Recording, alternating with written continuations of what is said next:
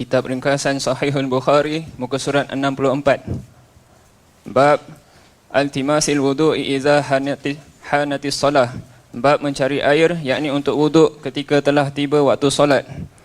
An Anas bin Malik radhiyallahu anhu qala ra'aitu an-nabiyya sallallahu alaihi wasallam wa hanat salatul asri faltamasan nasun wudu'a falam yajiduh fa utiya Rasulullah sallallahu alaihi wasallam bi wudu' fa wada'a fi dhalika al-ina'i yadah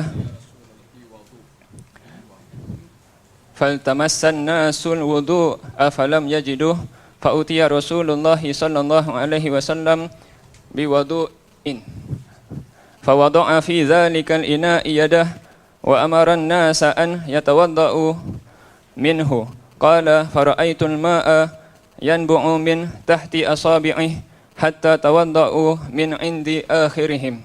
Diriwayatkan dari Anas bin Malik radhiyallahu anhu, aku pernah melihat Rasulullah sallallahu alaihi wasallam ketika telah datang waktu untuk solat asar dan orang-orang mencari air untuk berwuduk tetapi tidak berhasil menemukannya.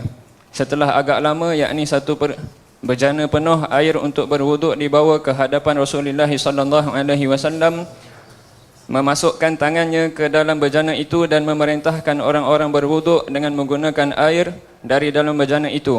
Aku melihat air memancar dari jemari tangan Nabi sallallahu alaihi wasallam sampai semua orang dapat berwuduk. Yakni hadis ini merupakan hadis yang menceritakan salah satu mukjizat Nabi Muhammad sallallahu alaihi wasallam. Allahumma salli wa sallim wa barik alaihi wa ala alihi. Bismillahirrahmanirrahim. Alhamdulillahi rabbil alamin, wassalatu wassalamu ala asyrafil mursalin sayyidina Muhammadin wa ala alihi wa sahbihi ajma'in. Amma ba'du, nawayna at-ta'allum wa ta'lim والتذكر والتذكير والنفع والانتفاع والإفادة والاستفادة والحث على التمسك بكتاب الله وسنة نبيه والدلالة إلى الخير والدعاء إلى الهدى ابتغاء مرضات الله وقربه وثوابه آمين اللهم آمين. Dia di antara kekayaan bahasa Arab, beza baris, beza makna, walaupun tulisannya sama. Al-wudhu'u, al-wudhu'u. Kalau wawunya baris depan, wudhu artinya perbuatan wudhu.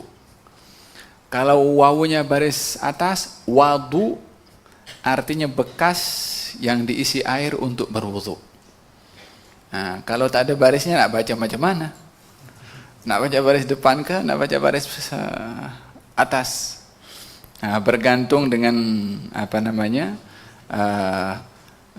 Susunan ayat itu atau tulisan itu dapat dibezakan yang mana baris depan, yang mana baris atas. Tayyib, bab iltimasul wudhu'i hina iltimasu al-wudhu'i idza hanatis salah. Bab mencari bekas yang berisi air atau air bila mana tiba waktu salat, yakni mencari air ketika tiba waktu salat. Mencari air tentunya adalah untuk berwudu. Tentunya ini adalah merupakan perintah Allah Subhanahu wa taala di dalam Al-Qur'anul Karim. Ya ayyuhalladzina amanu idza qumtum ilas salati faghsilu wujuhakum wa aydiyakum ilal marafiq wamsahu biru'usikum wa arjulakum ilal ka'bain. Wahai orang-orang beriman, bila mana kamu hendak mendirikan salat, maka hendaklah basuhlah wajah kamu, tangan kamu, usaplah kepala kamu, basuhlah kedua kaki kamu sampai kepada buku lali. Yakni perintah di sini bila mana hendak salat diperintahkan untuk berwudu. Intinya bila mana seseorang bukan bermakna wudu itu diperintahkan ketika hendak salat atau ketika sudah masuk waktu salat. Tidak.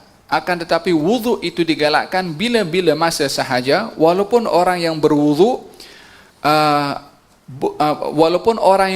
bukan untuk salat. Yakni berwudu saja untuk berwudu. Nisbah kepada secara umum daripada perbuatan yang disukai oleh Allah adalah perbuatan orang yang suka bersuci. Innallaha yuhibbut tawwabina wa yuhibbul mutatahhirin.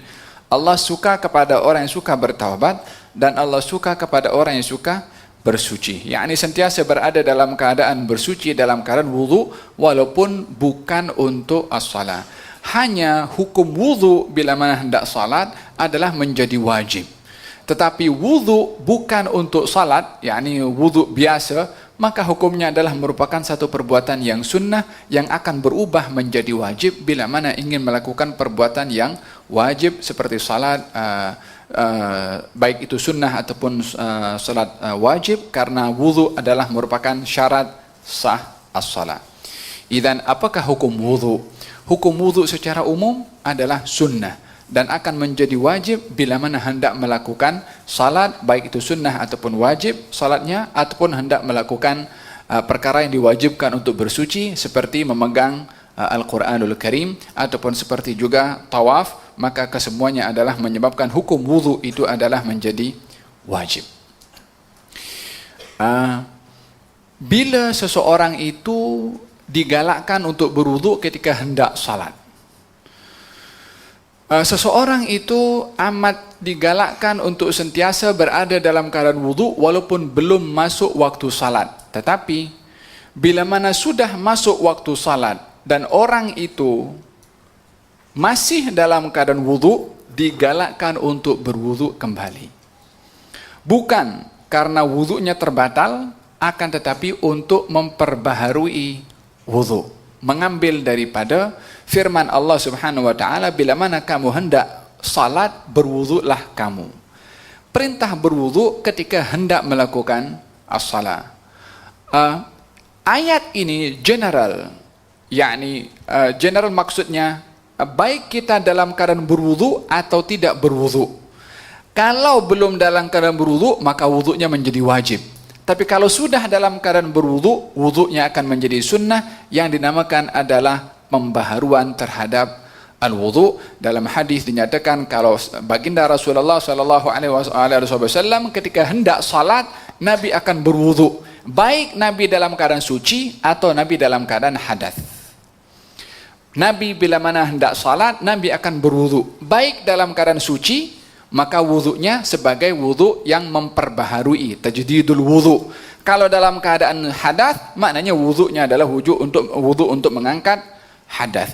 Dengan demikian wudu itu ada yang sifatnya memperbaharui wudu bagi orang yang sudah ada wudu kemudian wudu kembali. Dan wudu mempunyai fungsi mengangkat hadas kalau seseorang itu tidak dalam keadaan berwudu dan dia berwudu untuk melakukan as-salat, maka wudu ini adalah untuk mengangkat hadas. Tapi wudu orang yang sudah dalam keadaan wudu adalah namanya wudu pembaharuan kepada al-wudu. Apa hikmahnya? Hikmahnya orang berwudu akan dapat pahala dengan perbuatan wudunya. Yang kedua, kalau disempurnakan wudu yang baru tadi dengan salat sunnah 2 rakaat sunnatul wudu, maka juga akan diampunkan dosanya oleh Allah Subhanahu wa taala, sebagaimana dalam hadis yang kita bahaskan dalam kelas yang lalu, barang siapa yang berwudu menyerupai wudu aku ini, kata Nabi, lalu salat 2 rakaat dan tidak bercakap terhadap dirinya sendiri, Allah akan ampunkan dosanya. Dengan apa? Wudu dan salat 2 rakaat. Wudunya tadi baik untuk mengangkat hadas atau wudunya tadi adalah sebagai wudu pembaharuan daripada wudu yang sudah sedia ada. Yang penting ada perbuatan wudu, disunnahkan untuk melakukan salat sunnah wudu yang kalau khusyuk dalam sunnahnya atau salat sunnah wudunya, maka ia akan diampunkan dosanya oleh Allah Subhanahu wa taala. Idzan dalam hadis ini diletakkan oleh Imam Al-Bukhari iltimasul wudu, mencari air ketika tiba waktu salat. Bukan bermakna kemestian mencari air untuk berwudu setelah masuk waktu, tidak. Tetapi sebelum masuk waktu pun digalakkan untuk mencari air. Intinya ketika hendak salat seseorang adalah mesti berwudu. Yang kedua, sebutan tajuk ini mencari bermakna kalau tidak ada air, jangan terburu-buru untuk berwudu sebelum mencari. Al-Imam Al-Bukhari meletakkan iltimas al-wudu, mencari air ketika tiba waktu salat, yakni ketika hendak melakukan as-salah. Artinya Al-Imam Al-Bukhari ingin Imam Ibn Hajar ketika mensyarahkan hadis ini anjuran kepada seseorang bila mana tiba masuk waktu salat dan hendak salat tidak menjumpai air, jangan terburu-buru untuk berwudu sebelum jangan terburu-buru bertayamum sebelum mencari air terlebih dahulu. Sebab perintahnya mencari. Kalau mencari bukan hanya di tempat ini, mungkin jaraknya kena keluar dulu, tanya dulu dengan orang di mana ada tempat air untuk berwudu. Ini pentingnya seseorang untuk mencari air terlebih dahulu sebelum bertayamum bila mana tidak menjumpai air untuk berwudu. Oleh sebab itu dikatakan bab iltimas al-wudu, bab mencari air bila mana tiba waktu as-salat. An Anas ibn Malik radhiyallahu anhu qala, daripada Anas bin Malik radhiyallahu anhu, ia berkata, aku melihat Rasulullah sallallahu alaihi wa ala alihi wa sahbihi wasallam wa hanat salatul asri, dan tiba waktu salat, yakni tiba masuk waktu salat asar. Faltamasan nasu, kita tahu bahwa salat asar ini adalah bahagian daripada salat yang dikatakan oleh ramai daripada ahli tafsir kalau salat asar ini adalah salat yang paling penting di dalam salat 5 waktu. Oleh sebab itu di dalam Al-Quranul Karim salat asar ini dinamakan oleh Allah dengan as-salatul wusta, salat yang tengah. Allah berfirman dalam Al-Quran, hafidhu ala salawati wassalatil wusta wa qumu lillahi qanitin. Hafidhu, jagalah salat, ala salawat, jagalah salat, wassalatil wusta, dan salat yang tengah. Maka salat yang tengah ini ada 2 pandangan. Yang pertama, ianya adalah merupakan salat asar, dan ini ramai jumhur ahli at-tafsir mengatakan salat wusta yang dimaksudkan dalam ayat ini adalah salat asar. Pandangan yang kedua, salat itu salat subuh. Disebabkan oleh kerana akhir ayat itu Allah berfirman wa qumu lillahi qanitin, dan salatlah kamu kerana Allah qanitin. Qanitin diartikan satu, maksudnya khusyuk. Yang kedua, qanitin diartikan qunut. Sementara qunut ada di dalam salat subuh dalam mazhab kita Imam Syafi'i. Maka dalam hal ini 2 pandangan utama para ulama yang menafsirkan tentang salat wusta yang disebutkan oleh Allah dalam Al-Quranul Karim. Satu, salat asar, itu ramai jumhur ahli tafsir mengatakan cenderung kalau salat wusta itu salat asar. Yang kedua adalah pandangan yang kedua adalah salat subuh, karena ada sebutan qanitin nisbah kepada al-qunut. Allah sudah menyebutkan hafidhu ala salawat, jagalah salat. Kemudian wassalatul wusta, dan salat asar. Padahal kalau sudah kita berjagalah salat subuh, zuhur, asar, maghrib, isya, tapi diasingkan oleh Allah secara sendiri, disebutkan secara berasingan daripada yang lain, menunjukkan pentingnya salat tersebut. Dan perintah di sini jaga. Kita dalam Al-Quran ada beberapa perintah ketika orang diperintahkan oleh Allah untuk salat. Di dalam Al-Quran. Yang pertama, perintahnya di dalam salat, perintahnya untuk menjaga, seperti ayat ini. Hafidhu, jaga. Yang kedua, aqimu atau aqimis salata. Yuqimuna salata, guna kalimat iqamah yang artinya mendirikan. Perintah Allah dalam Al-Quran menceritakan tentang salat dengan 2 perintah tadi, jaga dan juga dirikan, pelihara dan juga dirikan. Apa bezanya? Orang mendirikan salat berbeza dengan orang salat. Orang salat belum tentu mendirikan salat. Orang memelihara salat pasti mendirikan salat.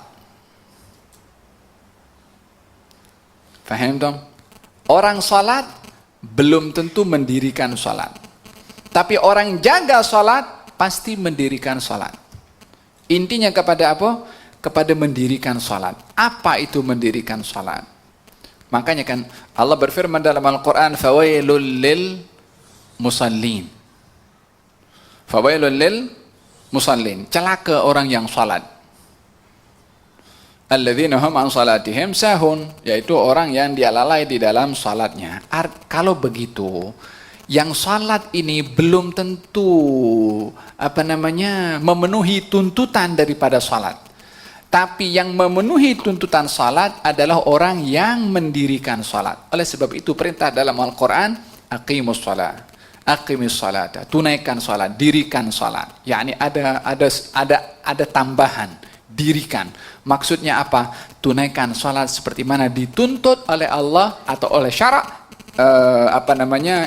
Tuntutan yang dimahukan oleh salat, bukan tuntutan yang dimahukan oleh kita yang nak salat. Apakah tuntutan yang ada pada salat? Khusyuk, adab yang mesti dipenuhi dulu sebelum dan juga ketika berada di dalam as-salah. Oleh sebab itu celaka orang yang salat, karena orang yang berada dalam orang yang salat tadi mengabaikan tuntutan salat. Bukan tak salat, dia salat tapi mengabaikan tuntutan salat. Apa makna alladzina hum an salatihim sahun? Apakah arti mereka adalah orang yang lupa dalam salat, yang mengakhirkan salat daripada awal waktunya, menunda-nunda salat. Bukan tak salat, masih lama nanti je. Salat dah dekat sisa, dah cukup untuk waktu-waktu salat tu baru dia salat. Faham dong? Ini orang yang dia mencuaikan, merendahkan, meremehkan salat sehingga diakhirkan daripada awal waktunya. Idzan kalau begitu, orang mendirikan salat, orang salat belum tentu mendirikan as-salat. Apakah arti orang mendirikan salat? Orang yang melakukan salat sesuai dengan tuntutan salat, khusyuknya dan juga adabnya. Adapun orang yang menjaga salat, orang yang menjaga salat adalah orang yang menjaga hak salat sebelum salat dan selepas salat. Hafidhu ala salawat, jaga, pelihara salat itu. Apa maksudnya pelihara salat? Kalau perbuatannya, praktikalnya, dirikan salat. Tapi jaga salat, pelihara salat, yakni apakah hasil daripada orang yang mendirikan salat? Dan apakah yang patut disikapi oleh orang yang memelihara salat? Orang yang memelihara salat, sebelum tiba waktunya salat, gembira dan seronok untuk menunggu datangnya waktu salat. Orang yang memelihara salat, selepas salat dijaga hak daripada salat itu, mencegah dirinya daripada perbuatan keji dan perbuatan mungkar. Itu orang yang jaga salat, melihara salat. Yakni bukan perbuatannya, kalau perbuatannya sudah dirikan, tapi ma yatarattab ala salah. Apakah yang patut ditunjukkan kepada oleh seseorang yang sudah mendirikan as-salah, mencegah dirinya daripada perbuatan keji dan perbuatan mungkar, itu orang yang dia memelihara dan menjaga kepada as-salah. Faham dong? So dalam Al-Quran ada beberapa perintah terhadap salat ini, 2 perintah. Yang pertama, dirikan apa yang ada dalam salat, jaga sebelum, di luar salat dan juga selepas as-salah. Al-hafidhu ala salawati wa salatul wusta. Salat wusta adalah salat asar. Ketika tiba waktu salat asar, faltamasan nasu al-wudhu'a, maka ramai manusia mencari air. Falam yajidu, maka mereka tidak mendapati air setelah mencari.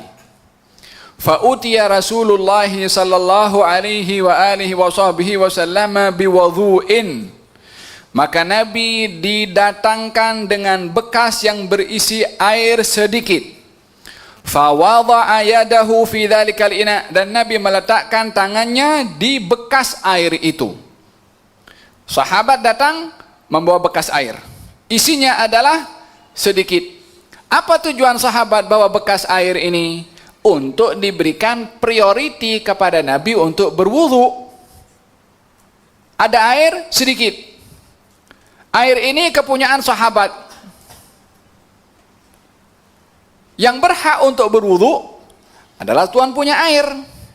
Tapi karena Tuhan punya air ini hormat sangat dengan Nabi, airnya didahulukan untuk Nabi. Di sini kita mendapat pemahaman atau iktibar ataupun pengajaran akhlaqul ithar. Apa akhlaqul ithar? Mendahulukan orang lain walaupun dirinya adalah memerlukan. Hal ini dipuji oleh Allah Subhanahu wa taala lebih daripada sekali di dalam Al-Qur'anul Karim. Tentang akhlaqul ithar, budi pekerti mendahulukan orang lain walaupun dirinya memerlukan dalam hal yang bersifat keduniaan atau perkara-perkara yang harus. Di dalam Al-Quran Allah Subhanahu wa taala berfirman memuji kepada golongan Ansar. Apa yang Allah puji kepada orang Ansar? Sifat mendahulukan orang lain, sifat mendahulukan muhajirin dalam perkara-perkara tertentu berbandingkan kepada diri mereka sendiri. Apakah ayat itu? وَالَّذِينَ جَاءُوا مِنْ بَعْدِهِ وَالَّذِينَ تَبَوَّأُوا الدَّارَ وَالْإِيمَانَ مِنْ قَبْلِهِمْ يُحِبُّونَ مَنْ هَاجَرَ إِلَيْهِمْ وَلَا يَجِدُونَ فِي أَنفُسِهِمْ حَرَجًا مِمَّا قَضَيْتُمْ حَاجَةً مِمَّا أُوتُوا وَيُؤْثِرُونَ عَلَى أَنفُسِهِمْ وَلَوْ كَانَ بِهِمْ خَصَاصَةٌ وَمَنْ يُوقَ شُحَّ نَفْسِهِ فَأُولَئِكَ هُمُ الْمُفْلِحُونَ. Allah puji dalam Al-Quran 3 golongan. Yang pertama, golongan muhajirin. Apa pujian Allah kepada golongan muhajirin? Walladzina ukhriju min diyarihim. Dan mereka yang telah diusir daripada kampung halaman mereka. Yabtaguna fadlan minallahi wa ridwana. Yang mereka itu semata-mata mencari ridha Allah sahaja. Ulaika humus shadiqun. Mereka itu orang-orang yang jujur, yang sungguh-sungguh. Siapa ini? Siapa yang diusir? Muhajirin. Mereka yang dihalau daripada Mekah, tak boleh beribadah, terpaksa mereka meninggalkan apa yang mereka sayangi daripada Mekah, berhijrah ke Madinah, semata-mata mencari ridha Allah Subhanahu wa taala. Semata-mata mencari ridha Allah Subhanahu wa taala. Mereka itu adalah as-shadiqun, golongan orang-orang yang jujur dan sungguh-sungguh. Siapa mereka? Sayyidina Abu Bakar, Sayyidina Umar, Sayyidina Uthman, Sayyidina Ali. Di antara mereka adalah seorang bernama Suhaib Ar-Rumi. Siapa namanya? Suhaib Ar-Rumi. Suhaib daripada Rum. Dia datang ke Jazirah Arab, ke Mekah untuk bekerja. Daripada orang Ajam, dia bukan orang Arab, tapi dulu di Mekah. Hidayah sampai ke hatinya, beriman kepada Rasulullah. Ketika datang perintah Nabi untuk berhijrah, salah seorang yang berhijrah waktu itu Suhaib Ar-Rumi. Tapi dia hijrahnya kemudian, setelah Nabi hijrah dahulu. Sebab awalnya dia ditekan dan dihalang untuk berhijrah. Sehingga satu hari beliau sudah mengumpulkan harta cukup, maka beliau pun keluar senyap-senyap. Senyap-senyap keluar daripada Mekah menuju ke kota Madinah.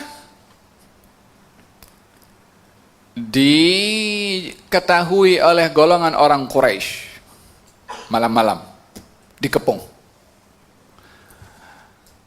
Kamu datang daripada jauh, yakni bukan daripada Arab, kamu di sini. Setelah dapat duit, kamu dapat banyak, kamu nak tinggalkan dengan duit yang kamu dapat daripada tempat kami. Kata orang Quraisy. Kata Suhaib Ar-Rumi mengatakan, kamu tahu kalau aku ini adalah seorang pemanah yang handal, yakni kalau memanah selalu tepat. Dan aku sedar kalau kamu mempertikaikan tentang keluarnya aku daripada negeri ini adalah masalah harta yang aku bawa. Apa kata? Kamu ambil harta yang kamu memang tuduh aku bawa harta daripada tempat kamu, dan kamu selamat, atau kalau tidak, panahku yang akan kena kepada salah seorang daripada kamu. Yakni maksudnya ambil dua harta, engkau pergi selamat, aku pun jalan pergi selamat, tak ada yang mati. Kalau tidak, salah seorang daripada kamu mati. Mereka pun sayang hidupnya. Katanya oke, setuju. Gal ambil harta yang dibawa dan harta yang ditinggal di rumahnya. Tapi dengan syarat, tinggalkan aku pergi. Yakni untuk berhijrah ke kota Madinah. Setuju, ambil hartanya, bekal sikit apa yang ada dibawa oleh Suhaib Ar-Rumi, perjalanan menuju ke Madinah. Jumpa dengan Rasulullah. Awal pertama jumpa dengan Nabi, mengatakan Rabihal bai'u Aba Yahya, Rabihal bai'u Aba Yahya. Gelaran Suhaib Ar-Rumi, Abu Yahya. Gal, hai Abu Yahya, engkau punya perniagaan semalam itu dah mendatangkan untung. Ada profitnya. Ini belum cerita lagi, baru sampai Suhaib Ar-Rumi. Apa yang tidak dipantau oleh Allah Subhanahu wa taala, apa yang tidak diketahui oleh Allah Subhanahu wa taala. Ma yakunu min najwa thalathatin illa huwa rabi'uhum wala khamsatin illa huwa sadisuhum wala adna min dhalik wala akthar illa huwa ma'ahum. Tidak ada orang bercakap senyap-senyap 3 orang kecuali yang keempat Allah. Tidak berbicara senyap-senyap 5 orang kecuali yang keenam Allah. Lebih daripada itu, kurang daripada itu, Allah bersama dengan mereka. Apa maknanya? Tak ada yang tidak diketahui oleh Allah Subhanahu wa taala. Buat senyap-senyap pun daripada amal baik, jangan nak cari tunjuk kepada orang. Yang tahu yang di atas itu. Itu Suhaib dia buat, tak ada orang tahu. Allah bagi tahu kepada Nabi Muhammad SAW. Supaya apa? Supaya belajar kita ikhlas dan beramal senyap-senyap. Karena yang di atas tahu. Faham tom? Rabihal bai'u Aba Yahya, Rabihal bai'u Aba Yahya. Dipuji oleh Nabi SAW setelah mendapatkan wahyu dari Allah Subhanahu wa taala, dan Nabi membacakan firman Allah Subhanahu wa taala, minal mu'minin innallaha ashtara minal mu'minina anfusahum wa amwalahum bi anna lahum al-jannah. Allah membeli daripada kaum mukminin apanya? Nyawanya dan hartanya. Dengan apa Allah beli? Surga. Transaksi yang sudah termatrai dari Allah Subhanahu wa taala kepada siapa yang mahu menjual kepada Allah. Allah sudah bagi harga surga. Kita kena bagi barang. Apa yang barang kita bagi? Barang itu pun Allah juga yang kasih. Nyawa Allah yang kasih, harta pun juga Allah yang kasih. Lalu apa yang kita punya? Tak punya apa-apa. Sudahlah, tak punya kedekut pula manusia ini. Kalau dia punya kedekut mungkin, kok dia susah payah? Tak punya. Faham tom? Walihada dalam istilah ada orang namanya bakhil, ada orang namanya syahih. Bakhil itu orang kedekut kepada barang yang dia punya. Syahih orang kedekut kepada barang yang dia tak punya. Walihada Allah berfirman, "Wa man yuqa syuhha nafsihi." Siapa orang yang dia dijaga daripada sifat kedekut terhadap dirinya sendiri, faulaika humul muflihun, itulah orang yang berjaya. Alhasil itu contoh daripada orang-orang yang dipuji oleh Allah dalam Al-Quran. Yang pertama, golongan muhajirin. Sayyidina Abu Bakar, Sayyidina Umar, Sayyidina Uthman, Sayyidina Ali, di antaranya adalah Suhaib Ar-Rumi. Mereka itu Allah puji shadiqun.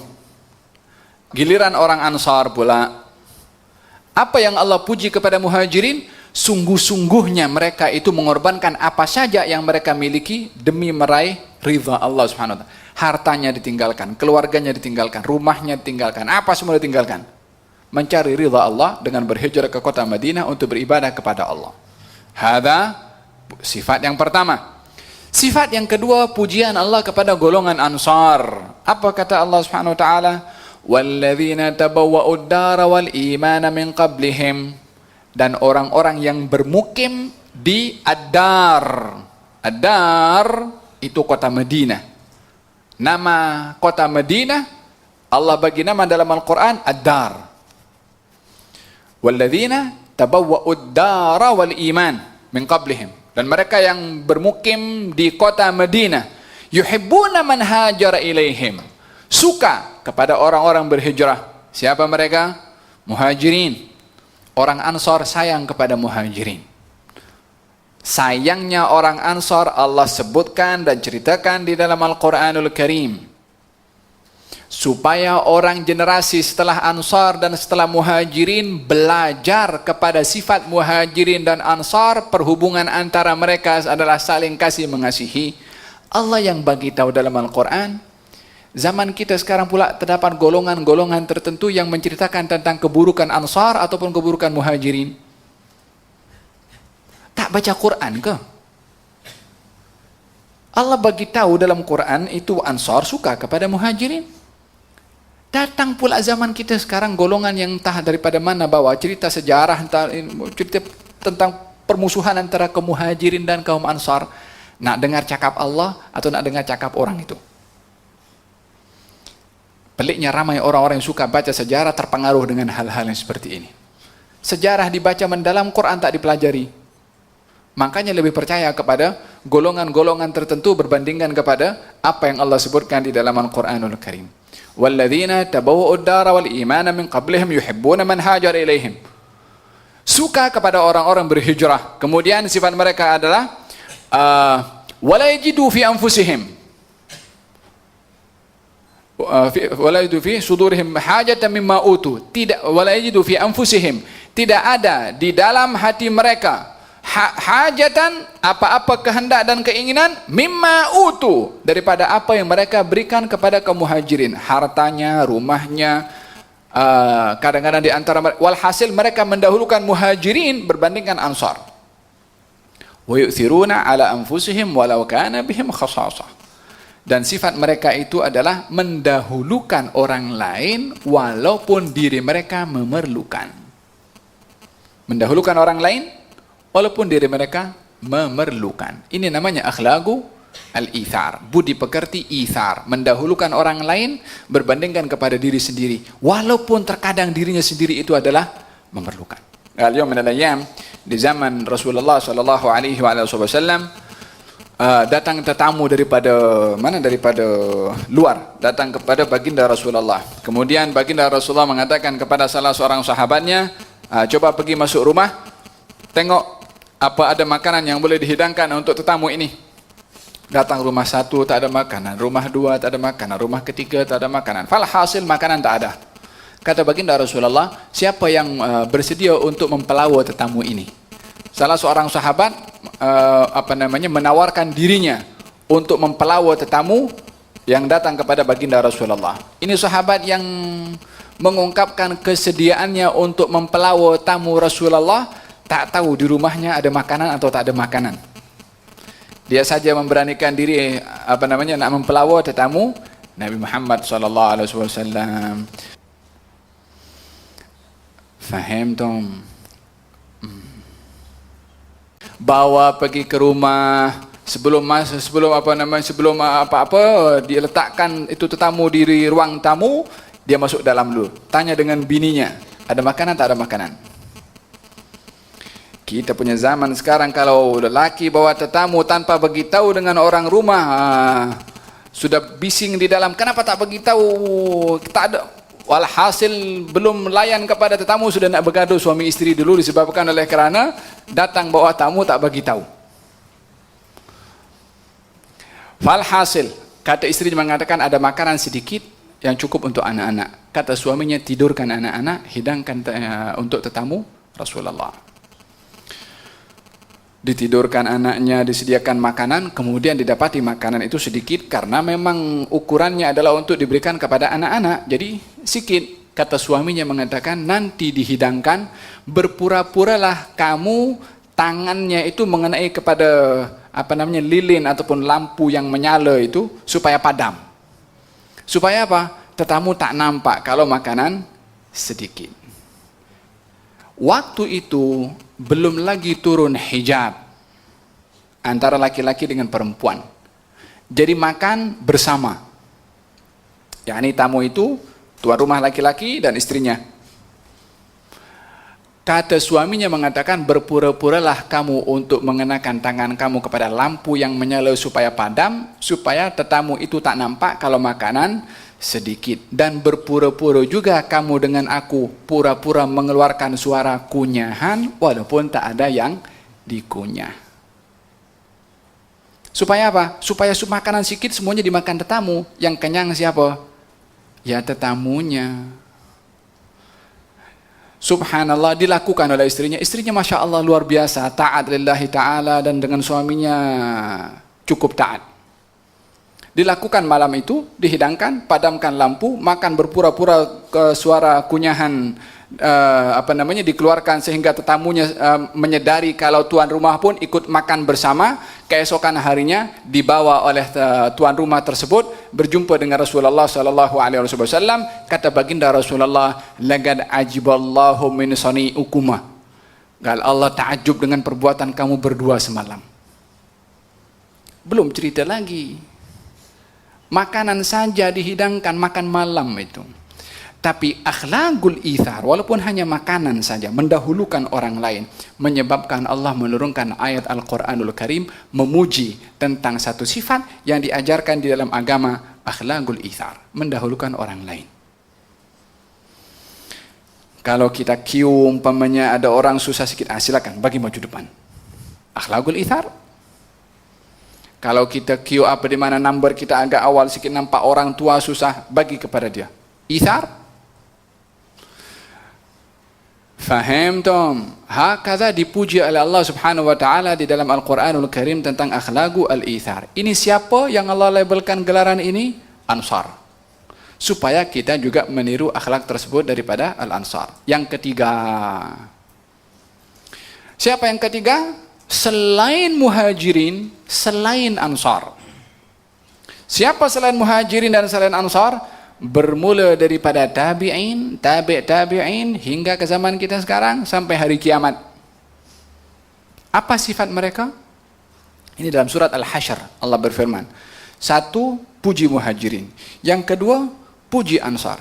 Yang ketiga, terus puji generasi setelah Muhajirin dan Ansar. Apa pujiannya? Walladzina ja'u min ba'dihim.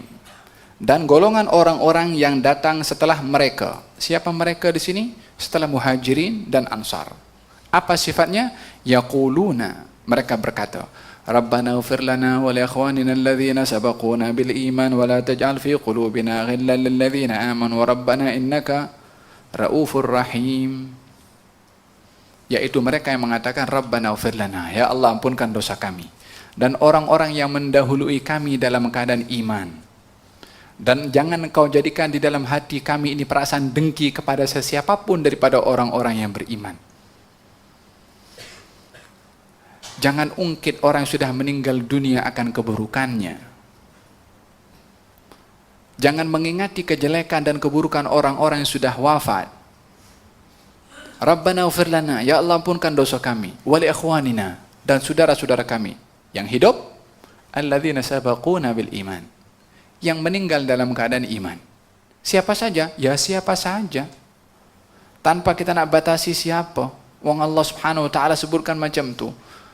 Wala taj'al, dan jangan ya Allah engkau jadikan fi qulubina, dalam hati kami, ghillan, dengki, benci kepada siapa? Lilladzina amanu, kepada siapa saja orang-orang yang beriman. Siapa saja orang-orang yang beriman, hatta dia buat salah, hatta dia berbuat dosa. Dosa dia dengan Allah Subhanahu wa taala. Tugas kita memberitahukan dan berdoa supaya dia mendapatkan hidayah. Tapi nak maki, nak jatuhkan marwah orang sementara dia orang yang beriman, tak ada hak kita nak berbuat demikian. Kalau kita tak boleh memberi hidayah kepada orang, jangan lagi memburukkan kepada orang itu. Faham tom? Hadab siapa? Golongan yang ke Allah. Pusing jauh saya cerita tentang masalah al-ithar daripada sahabat tadi yang mempunyai air didahulukan Rasulullah sallallahu alaihi wasallam. Ini namanya akhlaqu al-ithar. Tengok bagaimana sikap Nabi ketika didahulukan. Sikap Nabi ketika didahulukan. itu barang, itu air milik salah seorang daripada sahabat, diberikan kepada Nabi. Oh, memanglah aku yang paling mulia, aku kena mesti manfaatkan ini air. Tak demikian Rasulullah. Tidak mahu membiarkan dirinya seorang mengambil manfaat tanpa sahabatnya juga mengambil manfaat. Tidak selfish, tidak mementingkan diri sendiri. Beliau mahu juga sahabatnya mendapatkan bahagian daripada apa yang diri beliau sendiri dapat. Beliau tidak mahu makan sendirian, yang lain lapar. Beliau tidak mau berada di tempat yang selesa, yang lain tidak. Ingin berkongsi sama dengan yang lain. Lalu bagaimana dengan air yang sedikit? Yang cukup untuk Nabi seorang sahaja berwudu. Kata Anas bin Malik mengatakan, fa'utiya Rasulullah, didatangkan kepada Rasulullah dengan bekas yang berisi air yang cukup untuk Nabi berwudu. Nabi tak wudu dulu. Fawadha'a yadahu, Nabi letakkan tangannya fi dzalikal ina, di bekas itu.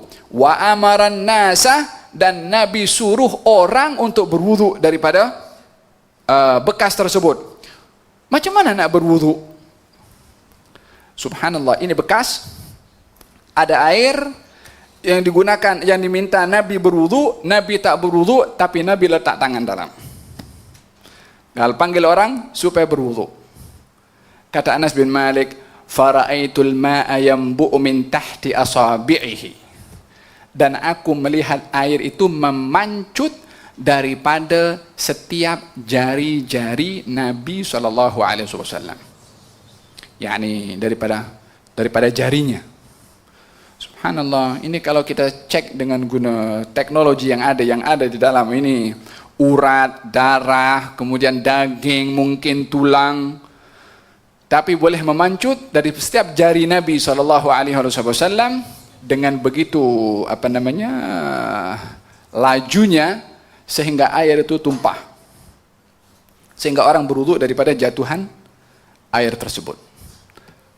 Berapa yang berwudu? Kalau ada 3 riwayat.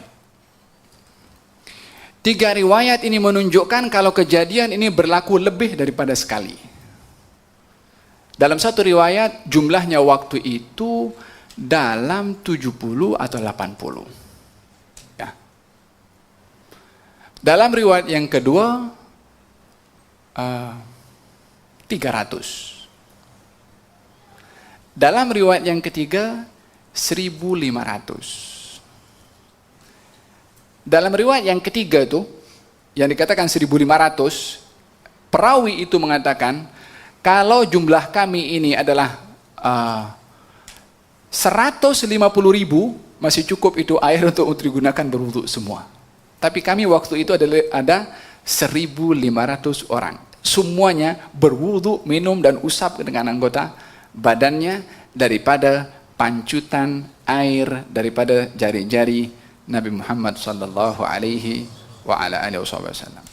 Daripada sini kita melihat kalau baginda Rasulullah sallallahu alaihi wa ala alihi wasallam yang menghargai sifat daripada sahabatnya ithar, mendahulukan orang lain, Nabi pun juga tidak mempunyai sifat ingin memanfaatkan air itu dengan sendirinya, tapi dikongsi sama. Tidak mahu dirinya sendiri yang dapat, tapi nak yang lain juga dapat. Dalam peperangan Khandak, baginda Rasulullah ketika bekerja menggali parit, didapati Nabi mengikat perutnya ini dengan batu sebab terlalu lapar. Ketika angkat macam ni, Jabir bin Abdullah nampak itu ikatan batu di perut Nabi. Maka Jabir bin Abdullah pun macam kasihan Allah, tengok Nabi lapar, meletakkan batu di perutnya. Maka Jabir bin Abdullah mengatakan, ya Rasulullah, izinkan saya balik ke rumah. Kejadian ini pun lebih daripada sekali. Yang pertama dengan Jabir bin Abdullah, yang kedua berlaku dengan Abu Talha, suami daripada Ummu Sulaim, ibu kepada Anas ibnu Malik. Jabir bin Abdullah minta izin balik ke rumah, kata Nabi diizinkan. Kemudian tanya kepada istrinya, ada makanan? Kalau ada makanan cukup untuk 5-6 orang. Kemudian kata Jabir bin Abdullah berdatang kembali ke Khandaq dan berbisik kepada Rasulullah, ya Rasulullah, di rumah ada makanan cukup untuk 5-6 orang, pilihlah daripada 5-6 orang yang kamu suka. Bisik-bisik sebab apa? Sebab makanan sedikit. Sementara jumlah orang yang ada dalam peperangan Khandaq ratusan jumlahnya. Maka baginda Rasulullah mengatakan makanan yang membawa berkat. Nabi panggil satu orang, panggil kepada semua jamaah yang sedang bekerja menggali, dijemput oleh Jabir bin Abdullah. Jabir bin Abdullah berlari, bertunggang langgang terus pergi balik ke rumahnya, bagi tahu dulu kepada istrinya. Rasulullah jemput semua orang. Kata istrinya, engkau dah bagi tahu makanan cukup untuk berapa orang? Kata Jabir bin Abdullah, aku dah bagi tahu. Kalau begitu dia tahu macam pandai-pandai sendiri nak buat macam mana. Datang ke rumah Jabir bin Abdullah, ini kecil. Datang ke rumah Jabir bin Abdullah, berebut nak masuk ke rumah Jabir. Mereka lapar waktu itu. Ya, kita memang mungkin macam mana mereka berbuat seperti itu, karena kita tak pernah merasa lapar. Lapar puasa pun hanya berapa jam saja. 12 jam itu pun dalam ekon. Coba kita rasakan lapar betul. Dari tak ada energi, kita ada soft di depan itu kalau ada makanan di situ. Ini mereka para sahabat berebut nak masuk rumah Jabir bin Abdullah. Kata baginda Rasulullah, la tatadaghatu. Jangan berebut. Anda dinasihatkan untuk tidak berebut karena masing-masing akan dapat. Kata Nabi mengatakan kepada Jabir bin Abdullah, jangan kamu angkat itu makanan daripada api. Biarkan sampai aku datang. Nabi ambil daripada at-tanur itu apa namanya? Tempat untuk nak masak roti, macam roti nan yang ditampal di dalam itu, apa namanya itu? Tempayan. Ya, itu walhasil namanya itu. Saya tak pandai nama-nama dekat falhasil diambil oleh Nabi, setiap roti dibagi dua. Kemudian diambil daging yang dimasak yang cukup untuk 5-6 orang. Diletakkan di atas roti, satu masuk sampai semua itu as-sahabah semuanya dapat makan. Yang terakhir makan Nabi dan keluarga Jabir bin Abdullah, tapi dirinya sendiri yang tuang itu. Tak mau pentingkan diri sendiri. Baginda Rasulullah sallallahu alaihi wasallam di rumah Ummu Sulaim pun demikian. Ramai yang datang untuk makan, tak ada makanan kecuali sedikit. Nabi mengatakan 10 masuk. Sekali masuk ke rumah 10 orang. 10 orang bagi makan. 10 orang, semuanya makan. Ini diantara mukjizat Nabi Muhammad SAW. Pada masa yang sama juga sikap tidak mementingkan diri sendiri. Walaupun didahulukan, tapi Nabi tidak mengambil peluang hanya didahulukan mementingkan kepada diri sendiri, tapi juga ingin berkongsi dengan yang lainnya. Daripada air tadi, Nabi tunjukkan mukjizat sehingga yang lain boleh mengambil manfaat, dan daripada makanan pun juga demikian. Walaupun beliau lapar, ada peluang untuk beliau makan untuk 5-6 orang, tapi Nabi mengajak kepada semua untuk memakannya. Dan ini adalah bahagian daripada keajaiban mukjizat yang diberikan oleh Allah kepada Nabi Muhammad sallallahu alaihi wasallam. Dan kita melihat bagaimana keajaiban mukjizat ini diberikan oleh Allah kepada Rasulullah, yang tidak ada mukjizat yang diberikan oleh Allah kepada para anbiya yang lain kecuali contohnya diberikan oleh Allah kepada Nabi Muhammad, atau mungkin lebih hebat lagi. Tidak ada satu mukjizat yang diberikan oleh Allah kepada mana-mana para anbiya kecuali Nabi mempunyainya, dan lebih hebat lagi. Kalau Nabi Musa diberikan mukjizat oleh Allah, dapat memukul batu dan memancutkan air, itu adalah perkara yang wajar, karena mata air yang ada di gunung pun itu adalah daripada batu juga. Tapi untuk memancutkan air daripada tangan, perkara yang lebih luar biasa. Kalau Nabi Sulaiman mempunyai kerajaan yang dapat mentadbir segalanya, termasuk hayawan, dan boleh berbual dengan hayawan, dengan burung hudhud, dengan semut dan seterusnya.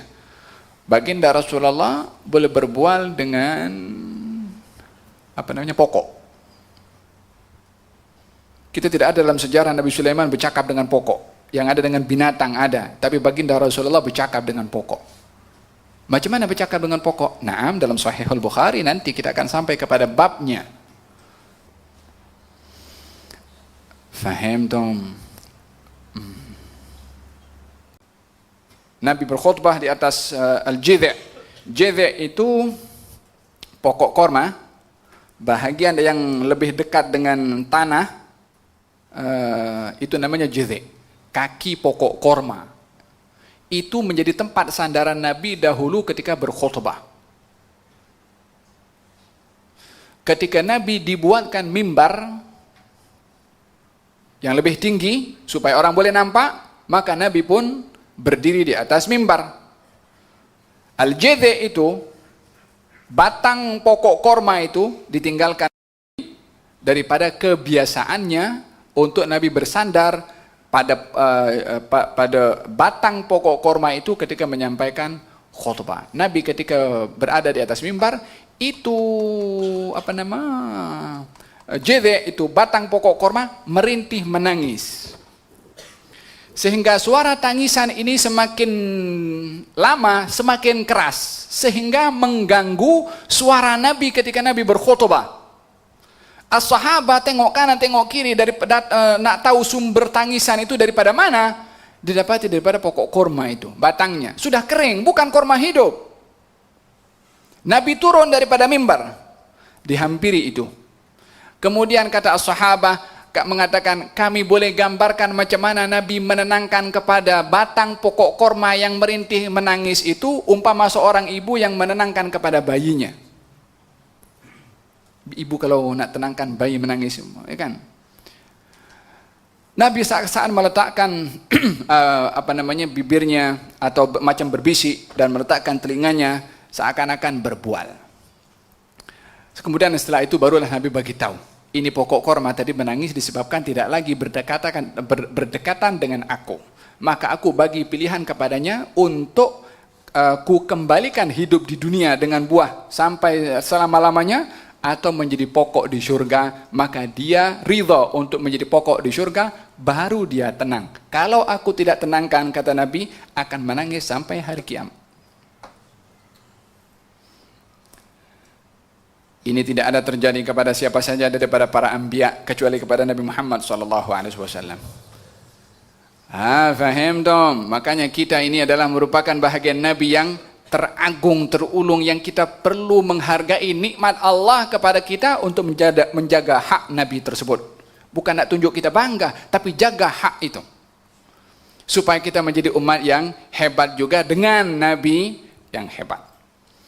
Faham tom? Wahakadha baginda Rasulullah sallallahu alaihi wa ala alihi wa sahbihi wasallam. Nabi Musa alaihi salam diberikan oleh Allah tongkat untuk berubah menjadi ular. Nabi sallallahu alaihi wa ala alihi wasallam diberikan oleh Allah Subhanahu wa taala bukan tongkat tapi ranting kering berubah untuk menjadi pedang dan berkekalan sampai wafatnya Nabi. Yang diberikan tongkat itu kepada salah seorang sahabat Nabi yang diberikan pedang itu kepada salah seorang sahabat Nabi dan dinamakan dengan Al-Aun. Nama pedangnya, perubahan daripada ranting menjadi pedang. Nabi Musa diberikan oleh Allah Subhanahu wa taala kelebihan pukul kepada lautan, kemudian terbelah menjadi dua, dan barulah Bani Israel menyeberang lautan tersebut. Tapi diberikan kepada baginda Rasulullah ketika Nabi menghantarkan tentera untuk berperang. Nabi hantarkan beberapa orang sahabat yang diketuai oleh salah seorang daripada sahabat Nabi, dan perjalanan itu mesti menyeberangi kepada lautan sementara tak ada perahu untuk menyeberangi. Maka dia pun berdoa kepada Allah Subhanahu wa taala supaya mentaskhir kepada lautan ini untuk boleh dilalui. Maka dengan itu dia mengatakan bismillah, maju ke hadapan, dipijak dengan kaki kudanya, bunyinya macam pijakan kepada batu. Walaupun yang dipijak air, berjalan di atas air itu. Di antara yang ikut Sayyidina Abu Hurairah. Yang ikut Sayyidina Abu Hurairah, itu musuh sebelah sana, tengok orang jalan di atas air tak jadi perang. Keajaiban nampak ini bukan Rasulullahnya, sahabatnya. Apatah lagi yang ada kepada sahabat daripada keajaiban, tidak lain dan tidak bukan serpihan daripada kemuliaan mukjizat Nabi Muhammad SAW. Itu sahabat tak akan dapat itu benda tanpa Rasulullah. Ini justru menunjukkan bagaimana kemuliaan Rasulullah dengan apa yang Allah berikan kepada pengikut Rasulullah SAW. Dan ini juga bahagian daripada al-karamah, perkara yang luar biasa diberikan oleh Allah Subhanahu wa taala kepada orang-orang yang dekat dengan Allah daripada kalangan para aulia. Adapun perkara yang luar biasa diberikan kepada nabi, itu namanya mukjizah. Yang diberikan kepada selain para nabi daripada kalangan para aulia, namanya karamah. Ada buktinya, ada dalilnya karamah. Quran punya dalil. Dalam Al-Quran Allah cerita tentang keramat juga. Dalam Al-Quran Allah cerita tentang masalah al-karamah. Apa cerita keramat di dalam Al-Quranul Karim? Naam, lebih daripada satu cerita Allah kisahkan dalam Al-Quran, supaya kita paham kalau keramat itu adalah thabit dalam Quran. Apa di antaranya? Kisah Siti Maryam. Kisah Siti Maryam, bagaimana beliau ada dalam bilik, ada makanan datang, tak ada orang yang hantar. Bahkan makanan yang ada dalam bilik Siti Maryam di luar tak musim. Makanan yang hanya ada di musim sejuk, bila mana musim panas, makanan itu ada dalam bilik Siti Maryam. Dan sebaliknya pun juga sama. Baru di situ Nabi Zakaria bertanya, "Anna laki hadza?" Macam mana engkau boleh dapatkan ini semua? Qalat huwa min indillah. Qalat huwa min indillah. Ini datang daripada Allah Subhanahu wa taala. Keramat adalah perkara luar biasa yang diberikan oleh Allah kepada orang yang dikasihi oleh Allah Subhanahu wa taala. Ianya bukan muktasab, ianya bukan boleh dicari, aku nak jadi keramat. Tak boleh. Dia pemberian dari Allah Subhanahu wa taala. Berbeza dengan sihir. Berbeza dengan orang-orang yang menggunakan ilmu hitam ataupun menggunakan jin ataupun syaitan. Dia ada caranya untuk nak dapatkan itu. Tapi karamah tidak boleh didapat. Tidak boleh dicari maksudnya. Tapi ini adalah satu pemberian hadiah dari Allah Subhanahu wa taala kepada sesiapa yang dikehendaki untuk diberi oleh Allah Subhanahu wa taala. Faham tu? Oleh sebab itu, mereka orang-orang yang wali min auliyaillah, yang dizahirkan kekeramatannya oleh Allah Subhanahu wa taala, tidak melihat apa yang didapat olehnya sebagai satu kelayakan yang ada pada dirinya, akan tetapi mengembalikannya kepada Allah Subhanahu wa taala. Tetapi apa yang didapat oleh dirinya, bila mana dibanggakan, maka ianya adalah sama dengan apa yang dicontohkan oleh Allah di dalam Al-Quran juga. Walaupun perkara itu luar biasa, tapi tidak dinisbahkan kepada Allah, dinisbahkan kepada orang yang mampu untuk menzahirkan perkara yang luar biasa tersebut. Tapi orang yang mendapatkan keramat, maka kekeramatan itu dinisbahkan kepada Allah Subhanahu wa taala. Macam mana? Kita tahu kisah Nabi Sulaiman. Waktu bertanya kepada tenteranya, "Man ya'tini bi'arsyiha qabla an ya'tuni muslimin." Dan ini adalah bukti keramat yang ada dalam Quran yang dikisahkan oleh Allah Subhanahu wa taala. Tapi dalam ayat ini dikisahkan bagaimana sepatutnya orang yang telah dizahirkan oleh Allah kekeramatan kepadanya. Adakah nak tunjuk bangga? Ataupun sebaliknya? Tadi saya katakan al-karamah itu hadiah dari Allah. Bukan ada satu jalan untuk kita mendapatkan karamah. Tak, itu adalah hadiah dari Allah untuk diberikan kepada siapa saja yang dikehendaki oleh Allah. Nabi Sulaiman bertanya, "Man ya'tini bi'arsyiha qabla an ya'tuni muslimin?" Man ya'tini bi'arsyiha qabla an ya'tuni muslimin? Siapa yang boleh mendatangkan singgasana Ratu Balqis sebelum mereka datang muslim kepada aku?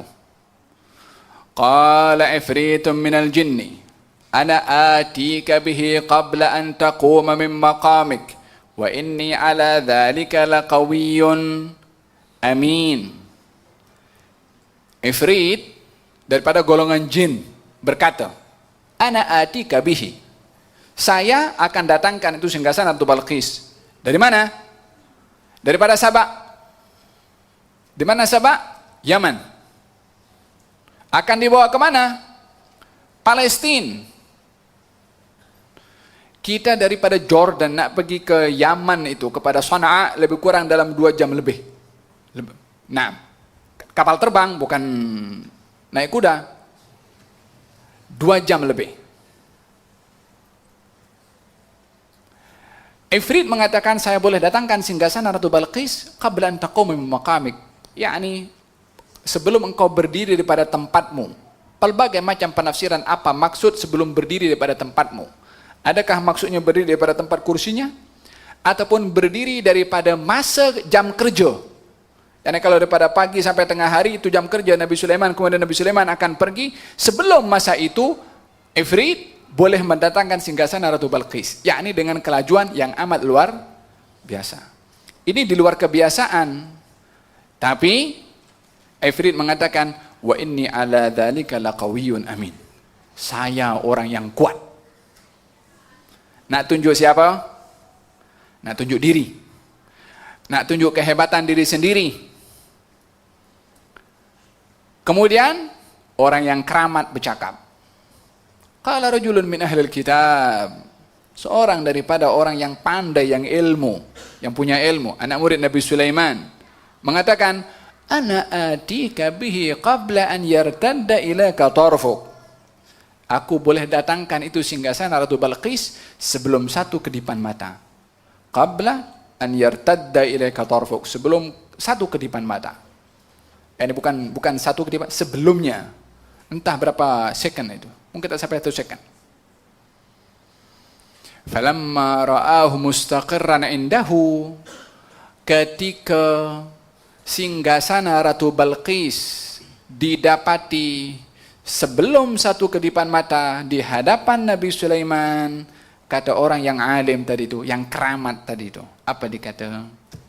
Hadza min fadli Rabbi. Ini anugerah Tuhan saya. Dia tak mengatakan macam Ifrit tadi, wa inni ala dzalika laqawiyyun amin. Saya orang yang kuat. Dia mengatakan hadza min fadli Rabbi. Ini anugerah Tuhan saya. Liyabluwani, untuk menguji saya, syukur atau kufur dengan apa yang dizahirkan oleh Allah Subhanahu wa taala kepada seseorang daripada pengikut Nabi Sulaiman. Keramat bukan keramat, tapi orang yang keramat itu mengembalikan apa yang didapat olehnya kepada Allah Subhanahu wa taala. Faham tom? Ini orang yang keramat, mengembalikan segala keajaiban dan yang luar biasa kepada yang memberikan, yaitu Allah Subhanahu wa taala. Peliknya zaman kita sekarang ini lain macam pula. Problem mungkin orangnya yang mendakwa dirinya keramat, dan problem juga kepada orang yang melihat orang itu keramat. Dua-dua salah. Yang keramat bukan pun keramat, tak keramat tapi nak tunjuk keramat. Orang pun percaya nak sanjung-sanjung keramat, pun meletakkan segalanya dengan cara yang salah sehingga jadi fitnah kepada orang. Kalau yang salah orangnya atau pengikutnya, jangan disalahkan keramatnya. Itu keramat dalam Quran. Kalau yang salah orangnya yang mendakwa, entah dirinya entah boleh apa ke, atau jangan disalahkan karamahnya. Ini karamah, benda yang ada di dalam Al-Quranul Karim, yang Allah zahirkan kepada kekasih-kekasih Allah daripada zaman sebelum Rasulullah, setelah zaman Rasulullah pun juga, seperti mana kisah yang saya sebutkan tadi daripada Abu Hurairah menceritakan ketika sahabat Nabi menyeberangi lautan dan tidak tenggelam. Kemudian Sayyidina Umar bin Khattab memanggil kepada Sariyah, salah seorang yang dihantar oleh Sayyidina Umar untuk berjihad. Jaraknya itu ratusan bahkan ribuan kilometer. Sayyidina Umar tengah berkhutbah di Madinah. Kemudian Sayyidina Umar berkata, "Ya Sariyah al-Jabal, ya Sariyah al-Jabal." Wahai Sariyah, naiklah kamu ke gunung. Wahai Sariyah, naiklah kamu ke gunung. Kata sahabat Nabi, apa benda Sayyidina Umar bercakap kepada Sariyah sementara Sariyah sedang berperang? Kata Syariah mengatakan, saya ketika dalam keadaan tertekan dengan berperang, saya mendengar suara Amirul Mukminin Umar memanggil kepada saya supaya menaiki bukit. Di mana Syariah, di mana Sayyidina Umar bin Khattab? Siapa yang menyampaikan suara Sayyidina Umar di Madinah sampai kepada Syariah yang jaraknya cukup jauh? Kalau bukan yang memberikan kekeramatan kepada sesiapa yang dikasihi oleh Allah Subhanahu wa taala, kita mesti faham kalau al-karamah thabitah fil Quran. Itu keramat ada di dalam Al-Qur'anul Karim dan juga dalam hadis-hadis Nabi Muhammad sallallahu alaihi wa ala alihi wasallam. Itu adalah perkara yang diyakini di dalam ahli sunnah wal jamaah. Kekeliruan yang ada kepada golongan tertentu bukan keramatnya yang mesti disalahkan. Orang yang menyalahgunakan konsep itu sendiri yang dipersalahkan, tapi bukan al-karamah. Allah panjang lebar kita bahas ini. Fara'aitul ma'a yanbu'u min tahti asabi'ihi. Falhasil tidak ada satu mukjizat yang diberikan oleh Allah kepada para anbiya kecuali diberikan kepada Nabi Muhammad sallallahu alaihi wa ala wasallam. Di antara mukjizat Nabi Isa. Mukjizat Nabi Isa adalah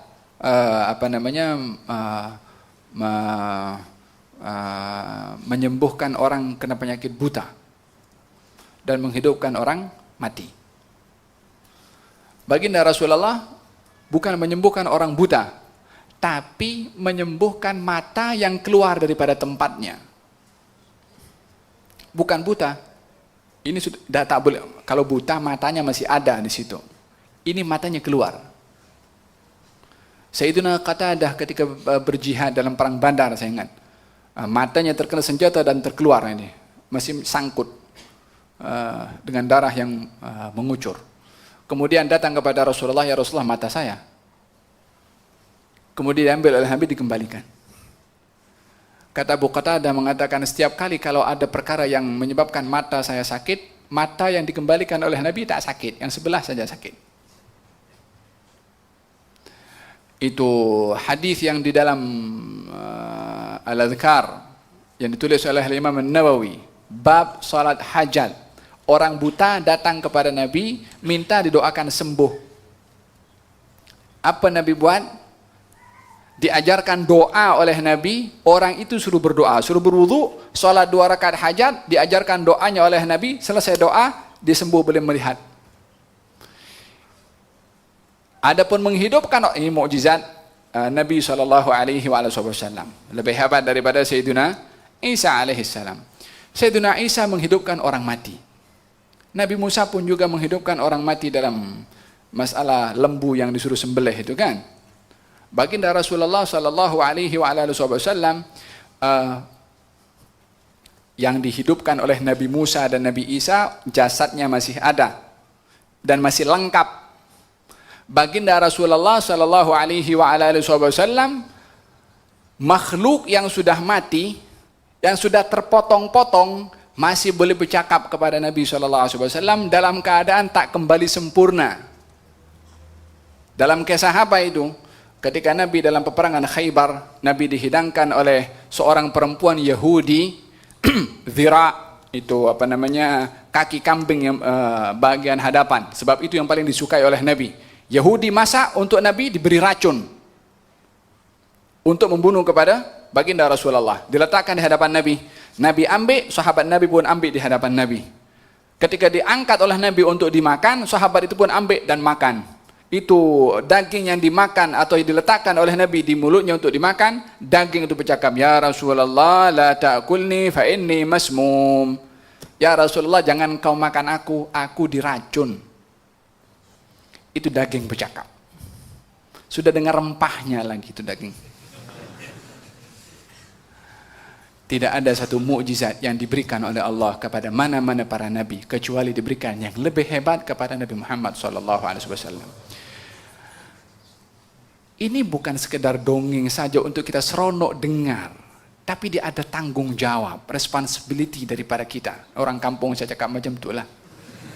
Macam mana kita meletakkan Nabi ini yang disanjung oleh Allah, yang dimuliakan oleh Allah, diberikan segala-galanya oleh Allah. Kita menempatkannya macam mana? Hubungan kita dengan Nabi itu macam mana? Mesti ada satu benda yang kita kena mesti tunjukkan kalau kita dengan ajaran yang dibawa oleh Nabi yang disayang oleh Allah, kita adalah berada di saf yang pertama untuk mengikut kepada beliau. Faham tom?